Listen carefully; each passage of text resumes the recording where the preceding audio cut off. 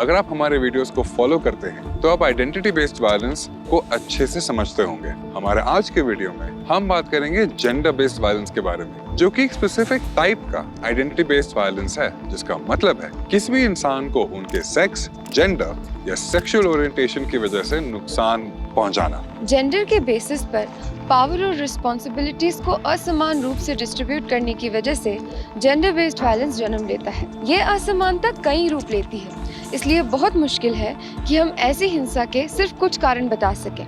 लेकिन council of Europe नाम की एक ह्यूमन राइट्स ऑर्गेनाइजेशन 4 फैक्टर्स या कारण बताती है जो इस प्रॉब्लम की जड़ है। सबसे पहला, कल्चरल या सांस्कृतिक कारण। ये जन्म लेता है पेट्रियार्की से।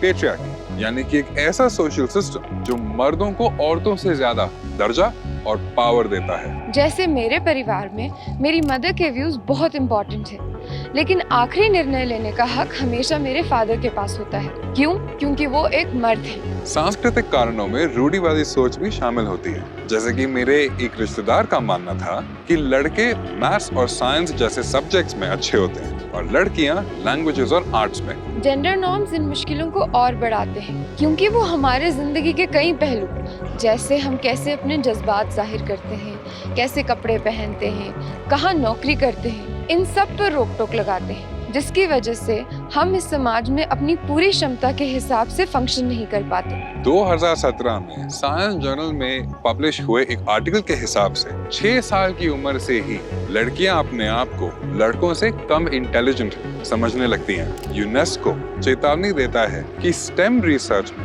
यानी कि साइंस, टेक्नोलॉजी, इंजीनियरिंग और मैथमेटिक्स में केवल 29% 29% रिसर्चर्स औरतें हैं। धर्म का गलत इस्तेमाल करके औरतों की रक्षा करने के नाम पर उन पर हक जता के उनसे उन्हीं की जिंदगी के फैसले लेने का अधिकार छीन लिया जाता है। आप हमें नीचे कमेंट्स में बताइए, आपको धर्म के नाम पर कैसे जेंडर बेस्ड मैसेजेस दिए गए हैं। There's nothing wrong in what my son has done. That was the father of one of the boys suspected of having killed 3 people, including his sister and brother-in-law, all in the name of honor. Those killings took place in Delhi, and the chief minister admits she's helpless. But despite criticism from across the political divide, will anything ever change? The faces behind the 3 brutal murders, all in the name of honor that has shocked the national capital. Mandeep and Ankit accused of murdering their sisters, Monica and then Shobha, for going against the family diktat. Monica was killed for marrying against the family's wishes. Shobha for helping her. Mandeep's family justifies the killings. Honour killings, खास करके औरतों की, उन पर ये इल्जाम लगाकर कि उन्होंने अपने पसंद के इंसान के साथ रिश्ते में आकर खानदान की इज्जत खराब कर दी, या फिर अपने आसपास हो रही हिंसा को जानबूझकर अनदेखा कर देना, जिंदगी का नियम मानकर। ये सब कुछ सांस्कृतिक कारण हैं जो कि जेंडर बेस्ड वायलेंस को बढ़ावा देते हैं। दूसरा कारण, लीगल या कानूनी। आज भी कोई इंसान, चाहे वो मर्द हो या औरत, जब अपने जेंडर की वजह से हुए वायलेंस के खिलाफ आवाज उठाता है तो इसे शर्मनाक माना जाता है।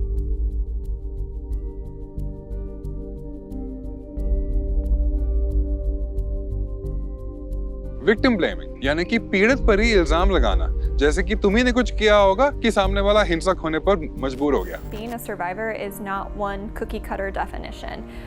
It doesn't look a certain way, it doesn't act a certain way, and the goal was for people to come here tonight and throughout the exhibit and realize that there's no right or wrong way to be a survivor, but there is a right way to support survivors, and that is to believe them, to support them, to ask them how you can help, that it does not matter what a person was wearing, and that myth that it does matter is absurd, and to just simply listen. इस सब की वजह से low levels of reporting होती है। पीड़ित सवालों और इन्वेस्टिगेशन से डरते हैं। आज भी भारत में मैरिटल रेप को इलीगल नहीं माना जाता। 2019 तक मेरे स्टेट की अगर कोई औरत दूसरी स्टेट के मर्द से शादी करती थी तो अपनी एंसेस्ट्रल प्रॉपर्टी पर अपना हक खो देती थी, लेकिन ये रूल मर्दों पर लागू नहीं होता था। तीसरा कारण, इकोनॉमिक या आर्थिक।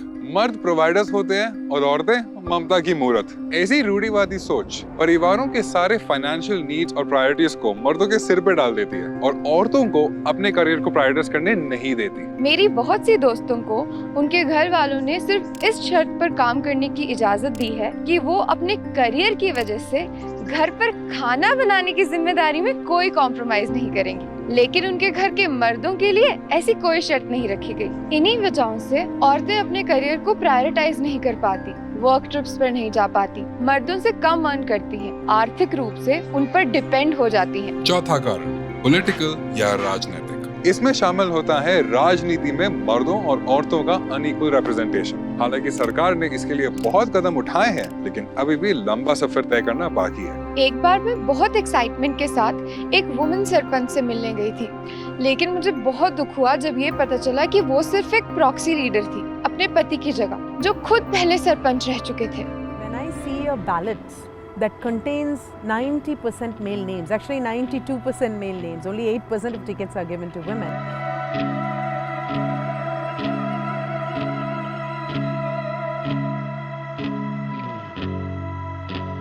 It sends a clear indication, even if you're a man, that men are the ones that are responsible for the governance of this country.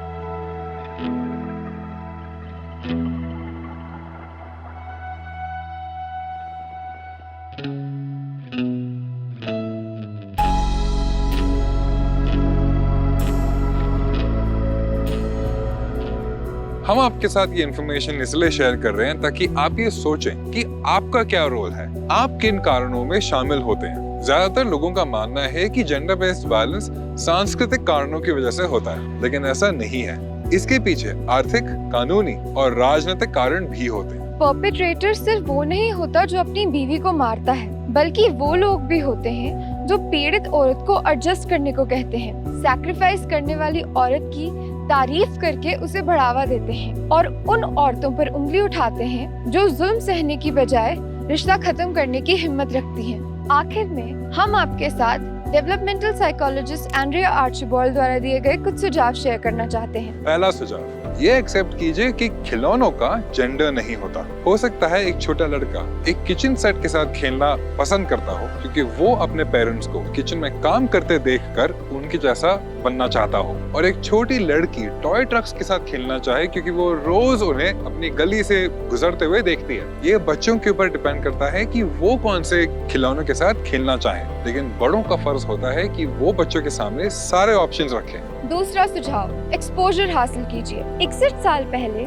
Valentina तेरेश्कोवा दुनिया की पहली फीमेल एस्ट्रोनॉट बनी, लेकिन इतने साल बाद आज भी जब हम एस्ट्रोनॉट, इंजीनियर या पायलट जैसे शब्द सुनते हैं तो सबसे पहले हमारे दिमाग में मर्द की पिक्चर बनती है। तो मीडिया और असल जिंदगी दोनों के थ्रू खुद को एक्सपोजर देते रहिए, तब तक जब तक फीमेल फायर फाइटर या मेल नैनी जैसे शब्द सुनकर आपको हैरानी होना बंद न हो जाए। तीसरा सुझाव, देखिए, सुनिए, मगर ध्यान से। साइकिलो सोशलाइजेशन की हमारी वीडियो में हमने ये समझा था कि कैसे हमारे घर वालों द्वारा दिए गए मैसेजेस मीडिया जैसे कि टीवी, गानों या फिल्मों द्वारा रीइंफोर्स होते हैं। इसीलिए ये बहुत जरूरी है कि हम ऐसे कंटेंट को सोच समझ के कंज्यूम करें और इनमें शामिल स्टीरियोटाइप्स के बारे में जागरूक रहें। चौथा सुझाव, याद रखिए कि कर्म का कोई जेंडर नहीं होता। मर्दों का काम या औरतों के काम जैसी कोई चीज नहीं होती। काम काम होता है और इसे एक्सेप्ट करने का सबसे बेस्ट तरीका ये है